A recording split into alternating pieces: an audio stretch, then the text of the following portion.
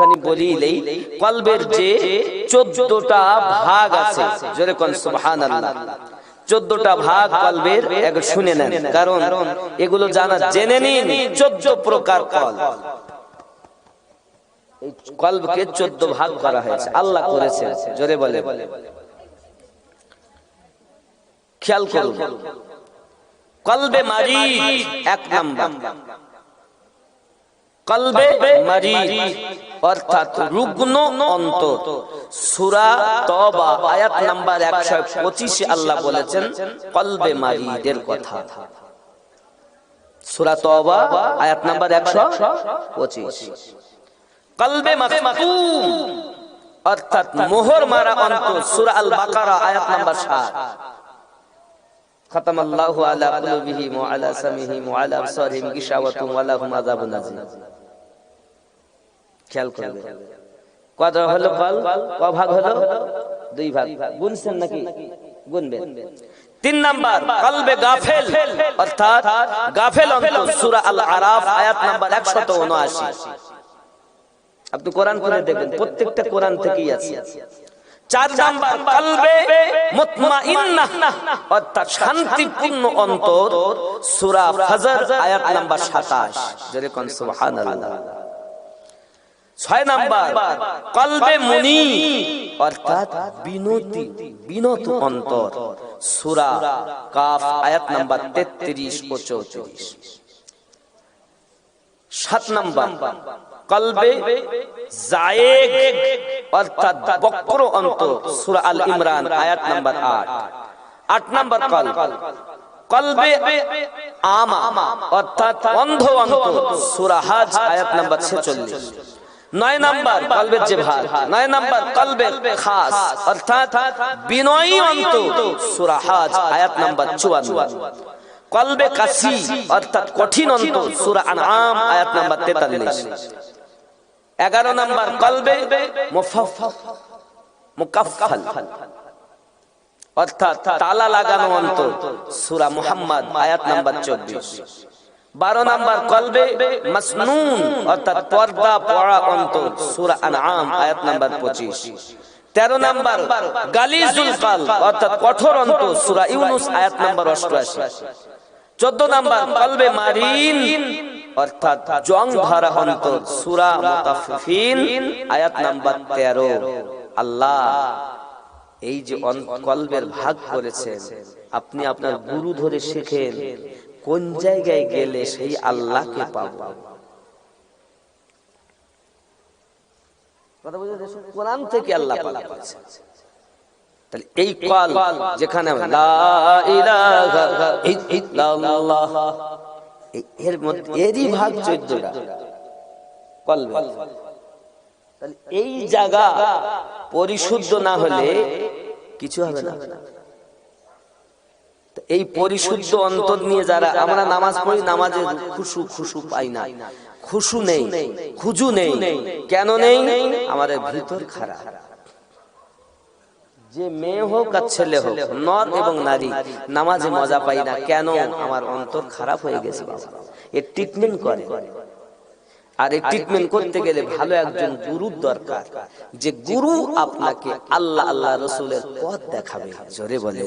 তাই তো গজলে বলা, আল্লাহর নবী ছাড়া খোদা পাবি না রে দিওয়ানা, আল্লাহর নবী ছাড়া খোদা পাবি না, আল্লাহর ওলি ছাড়া নবী পাবি না রে দিওয়ানা, আল্লাহর ওলি ছাড়া নবী পাবি না। জোরে বলুন সুবহানাল্লাহ। ওলি ছাড়া নবী পাওয়া যাবে? এজন্য ওলি আল্লাহর কাছে যান।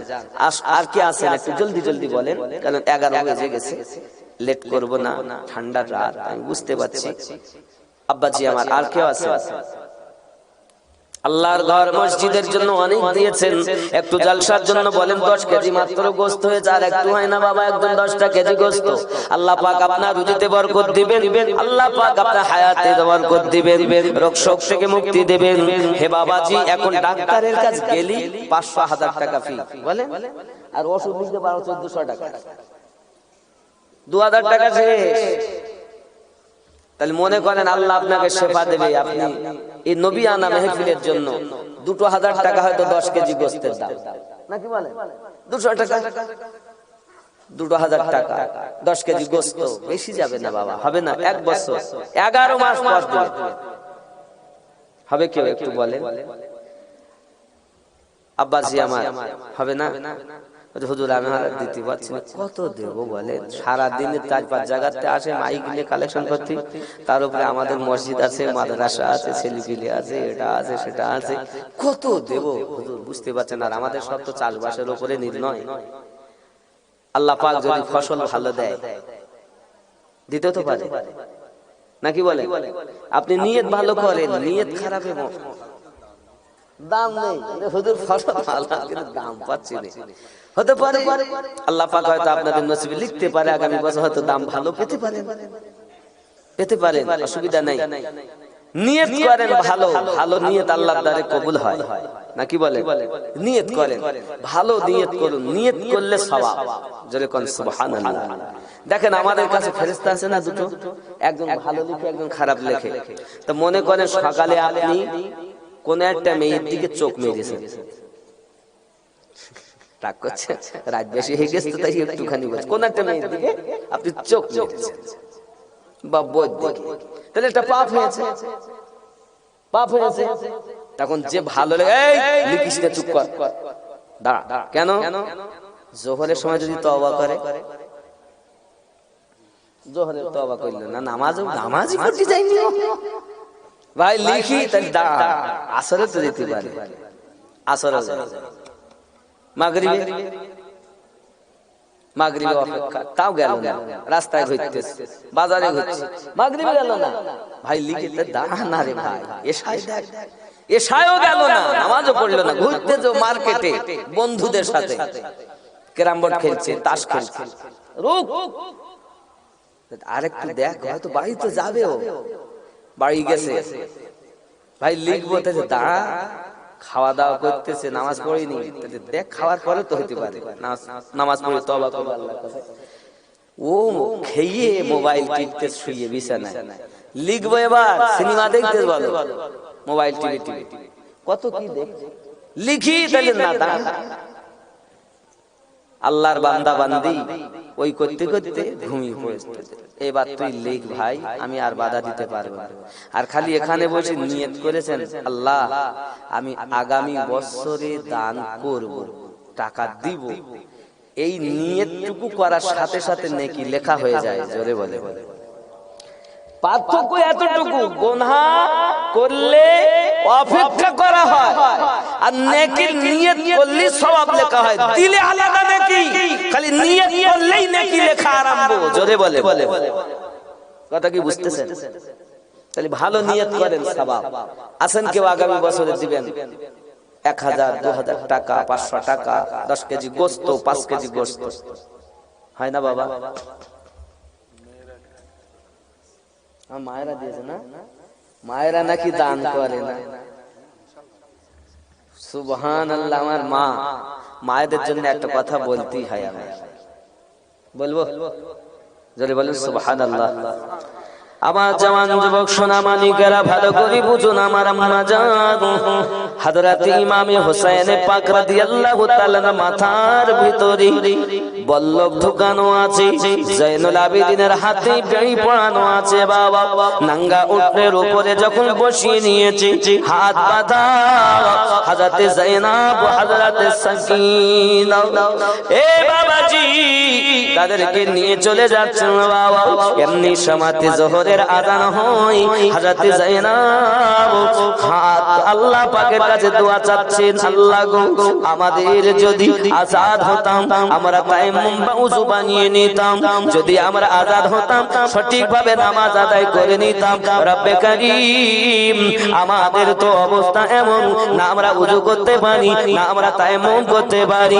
রব্বে কারীম আমি যায়েনব যে অবস্থাতে আছি মাথা ঝুঁকাই কিবলার দিকে, আমাদের ইবাদতটুকু কবুল করে নাও। জোরে বলুন বাবাজি আমার এমনি সমাতে বলতে যাচ্ছে আপনার সীমার ও যায়েনব তুমি যদি এমনি করে আজাদ পাইতে তুমি চাইছো একটু তোমাকে ঢিলা করে দেই, তোমার আমরা বন্ধন ঢিলা করে দিতে পারি। যায়েনব কামিনা পার হয়ে যা, সম্মুখ থেকে দূর হয়ে যাও। না না না না না না না না তোকে আমার ঢিলা করতে হবে না, তোদের কাছে আমি কোনো সাহায্য সহানুভূতি চাই না। আমি যদি সাহায্য চেতাম আমার আওনার মুহাম্মদকে যখন তোরা শহীদ করেছিস তখন সাহায্য চেতাম না, তোদের কাছে কোনো উপকার আমি নেব না। আমি নবীর আওলাদ জীবন দিতে রাজি, বেঈমানের সাহারা নিতে রাজি নয়। এ আমার আম্মা জান খালাও শুনে নেন, রাতের বেলা আমি বোঝাতে চাচ্ছি হযরত যায়েনব তিনি যদি অমন অবস্থাতে নামাজের পাবন্দি করে থাকেন, পর্দার খেয়াল করে থাকেন, আমার জননী মায়েরা আপনারা যেন নামাজ ছেড়ে দেবেন না। আল্লাহ পাকের কাছে দোয়া করি আমার আম্মা জানদেরকে কাল হাসরের মাঠে হযরত যায়েনবের সঙ্গী সাথী বানিয়ে দিবেন। জোরে বলুন সুবহানাল্লাহ। যায়েনব কে জানেন? হুসাইন পাকের বোন, নবী পাকের নওয়াসি। জোরে বলুন মায়েরা আমার খালারা সত্যি অনেক দান করে, হয় বাপ আর একজন হবে না, হাজার কালি টাকা। সুবহানাল্লাহি ওয়া বিহামদিহি। আমার জননী মা আপনাদের কষ্টের কথা অনেক কারবালার মাটিতে যেভাবে পরীক্ষা দিয়েছেন এই ইসলামটাকে। কি নাম? 500 টাকা রিয়াজুল ভাইজান 500 টাকা দিবেন, আর একজনা গোপনে 10 কেজি গোশত দিবেন। খুশি না বেজার? আপনারা খুশি হয়েছেন? নারী তাকবীর, আরো জোরে নারী তাকবীর, আরো জোরে নারী তাকবীর, আল্লাহ নারী রিসালাত, আল কোরআনের আলো। সুবহানাল্লাহ। আল্লাহ পাক সকলের নিয়তকে পূর্ণ করুন, আরো জোরে বলুন আমিন। আসুন আমরা একটু সালাত ও সালাম পড়ব, এর পরে ইনশাআল্লাহ তাআলা যা দেবেন অবিলম্বে তাড়াতাড়ি নিয়ে দোয়া হবে। মুহাব্বতে ইয়া নবী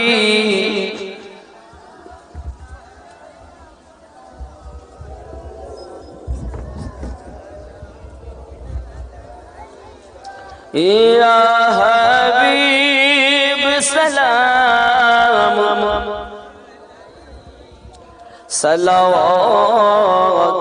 সালাওয়াতুল্লাহি ইয়া রাসূলুল্লাহ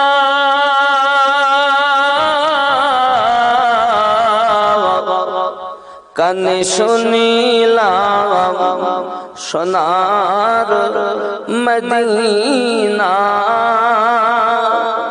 নসিবে দেখা হলো না কোন পথে হব রওয়ানা বলে দেন শাহে মদিনা ইয়া নবী সালাম ইয়া রাসূল সালাম ইয়া হাবিব সালাম সালাওয়াতুল্লাহ হায়াতুন নবী আসেন মদিনায় কত আশিক রাসূল রওজায় আসে যায় সদম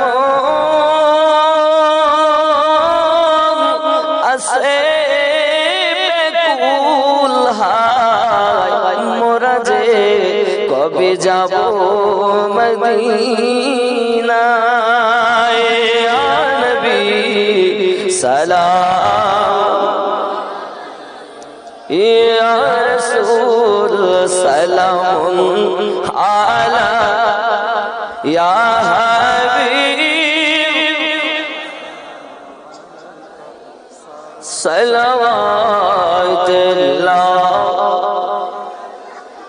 মদিনা পানে चाहिया कर दीजे गसल गहिया दियो गो पर्दा उठाइया देखिबो नयन भरिया नबी सलाम या रसूल सलाम या हबीब सलाम सलाम या रसूल अल्लाह तुम जे घुमाओ ना राते देख दाओ आशिकদের সাথে ডেকে না তোমার রওজাতে দরুদ সালাম দিতে ইয়া নবী সালাম আলাইহি ইয়া রাসূল সালাম ইয়া হাবিব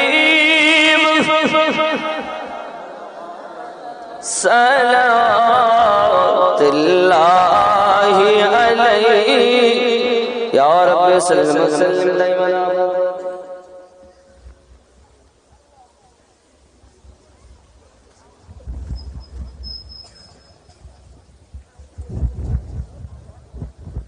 আল্লাহ কদম ইদ্রিস মন্ডল 500 টাকা ইদ্রিস মন্ডল মাধ্যমিক পরীক্ষার্থী এর জন্য দোয়া চেয়েছেন আর একটু গোপনে 1000 টাকা বাবা যে যা দিবেন তাড়াতাড়ি আপনি বলে দেন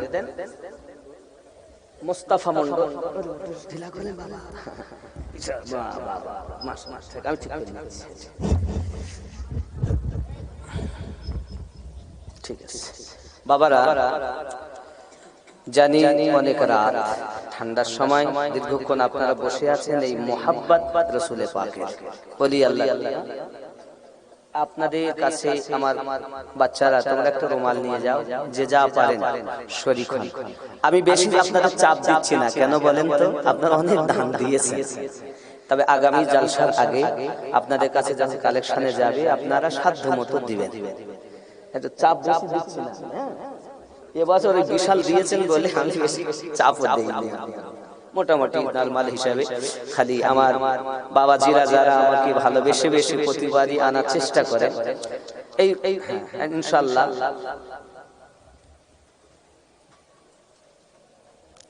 একদিন তোমায় মরতে হবে তুমি ভুলে যেও না হবে মাটির বিছানা তোমার আসল ঠিকানা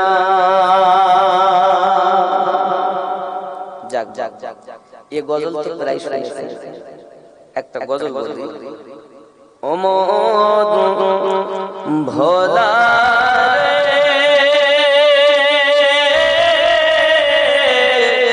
পীরের কাছে সবই পাবি পীর যদি কামিল হয়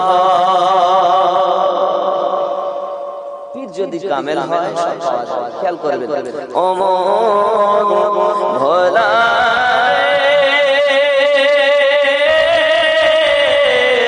পীরের কাছে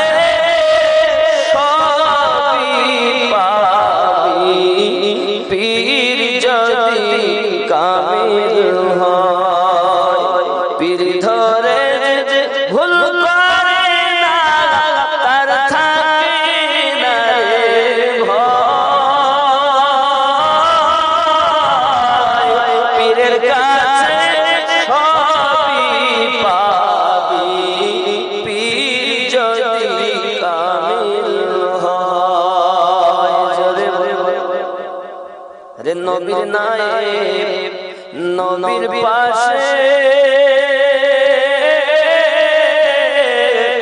দিবানিশি থাকে বসে নবীর নায়েব নবীর পাশে দিবানিশি থাকে বসে যত কাজ করে খোদার আদেশে চলে নবীর ইশারায় পীরের কাছে সবই পাবি পীর যদি কামিল হয় জোরে বল হাদিস কোরআন ইনশাআল্লাহ একজন 100 দিয়েছে লাল ভাই 500 জুলফিকার 500 আমার আম্মা জানার 1010 টাকা খেয়াল করেন অনেকে হাদিস কোরআন পড়েছে না পড়ার পরে অহংকারে ঘুরে বেড়াচ্ছে হাদিস কোরআন নহ পড়ে কেন দুনিয়ার পাছে বেড়াতরে আলেমদেরকে তো নবীর ওয়ারিস বলা হয় নাকি নবীর বন্ধু বলা হয় খেয়াল করবেন ওরে হাদিস কোরআন নহ পড়ে কেন দুনিয়ার পিছে দৌড়ে যে জন্য নবীর নায়েব দাবি করে যে জন্য নবীর নায়েব দাবি করে নবীকে চোখে দেখা চায় পীরের কাছে সবই পাবি পীর যদি কামিল হয় নবীদের নায়েব কেমন করে হলে আল উলামা ওয়ারাসাতুল আমবিয়া নবী তখন বলেছেন যখন বুখারীর জন্ম হয়নি যখন মুসলিমের জন্ম হয়নি যখন নাসাইর জন্ম হয়নি আর আমরা তো তাদেরকে আলেম বলছি যারা মিশকাত পড়লো বুখারী পড়লো তিরমিজি পড়লো মুসলিম শরীফ পড়লো ডিগ্রি পেয়ে গেল বলছে আলেম আল উলামা ওয়ারাসাতুল আমবিয়া যখন নবী কথা বলেছেন বুখারীর জন্ম হয়নি তাই বলছি নবীর নায়েব নবীর পাশে দিবানিশি থাকে বসে রে যে নবীর নায়েব দাবি করে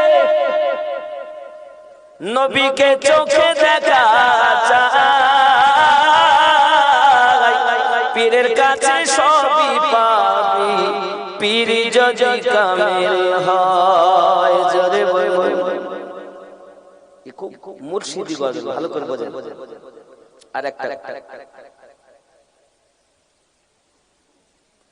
খোদা তোমার নামে মধুমাখা খেয়াল করেন এই পথটা এত কঠিন পথ কারো বা সলি কারো বা ফাঁসি কারো হতে হলো দাস দাসী রে এই পথটা এমন কারো বা সলি কারো বা ফাঁসি কারো হতে হলো দাস দাসী রে কেউ বনে গেল এ পথে আসি কেউ বনে গেল এ পথে আসি কারো পীর করিলেন বিদায় পীরের কাছে সবই পাবি পীর যদি কামিল হয় যদি বলুন না সুবহানাল্লাহ গৌসে আযমের কাছে চোরকে চুরি করে সকালবেলা কুতুব হয়ে গেছে জোরে বলুন সকালবেলা কুতুব চোর কুতুব যে বাবুর্চি রান্না করে সে বলতে 30 বছর ধরে আমি রান্না করি চলি আমি কিছু পারলাম না হতি এই দরবারে থাকবি না পোটলা নে গস পা বুঝতে পারছেন তো চলে যাচ্ছে, গিয়ে রাস্তা যেতে যেতে ক্লান্ত হয়ে গেছে, এক গাছতলায় গিয়ে গাছ এলান দিয়ে ঘুমাচ্ছে। তাই বলেছে পাগলা কাঁদিস না রে গাছতলা, বড় পীরের নাম নিলে আল্লাহ পাওয়া যায়। পাগলা কাঁদিস না রে গাছতলা, আল্লাহর ওলির নাম নিলে আল্লাহ পাওয়া যায়। বড় পীরের এমনি শান, চোরকে কুতুব বানায়, হে মুর্দা জিন্দা করে তিনি হাতের ইশারায়। বড় পীরের নাম নিলে আল্লাহ পাওয়া যায়। সুবহানাল্লাহ বলে। আমার বড় পীরের আছে ঘটনা, একদিন তিনি খাচ্ছিলেন খানা, জিন্দা মোরগ তৈরি করেন হাতের ইশারায়। বড় পীরের নাম নিলে আল্লাহ পাওয়া যায়। জোরে বল। খেপা গাছতলায় বুঝি ঘুমিয়ে পড়েছে। 70 জন আল্লাহর কুতুব ওই গাছতলায় হাজির। জান্নাতি খাবার এসেছে, সকলের সামনে খাবার, 71টা খাবার এসেছে। ঘুমিয়ে ঘুমিয়ে স্বপ্ন দেখছেন 71টা খাবার। ওদের মধ্যে বলছে, আরে ভাই 71টা কেন, আমরা তো 70 জন। ওদের মধ্য থেকে একজন বলছে, গাছ হেলান দিয়ে যে বসে আছে আমাদের 70 জনের কুতুব হলেন উনি। এখান থেকে 30 বছর আগে গৌসে আজমের এই বাবরচিকে গৌসে পাক কুতুব করে রেখে দিয়েছে, আমাদের সবার সরদার ইনি। জোরে বলে। পাগলা কাঁদিস না রে গাছতলা, বড় পীরের নাম নিলে আল্লাহ পাওয়া যায়। এখন খেপা ওই গাছতলা থেকে ঘুম ভেঙে ছুট দরবারে। গাছ পাক বুঝতেছেন ও তো যেতে পারবে না, ছুটে ছুটে গাছ পাক দাঁড়িয়ে আছেন। কি ব্যাপার খেপা, বুঝলি তাও গাছতলায় গিয়ে বুঝলি? বাবা আল্লাহ ওলিরা কিসে কি করে দেন, আল্লাহ পাকের দেওয়া ক্ষমতা। ওনাদের ক্ষমতা কি আল্লাহ দিয়েছেন, সেই মাল উনি দিয়ে পদ ভোলাকে আল্লাহ আল্লাহ বানিয়ে দিয়েছেন। জোরে বলে। আল্লাহ আমাদের সকলকে বুঝ শক্তি দেখ, সবাই বলি আমিন। বাবাজি আমার যে যেখানে আছেন সবাই সূরা ফাতিহা 3 বার 10 বার কুল 11 বার দরুদ শরীফ পড়ি। আসসালামু আলাইকুম।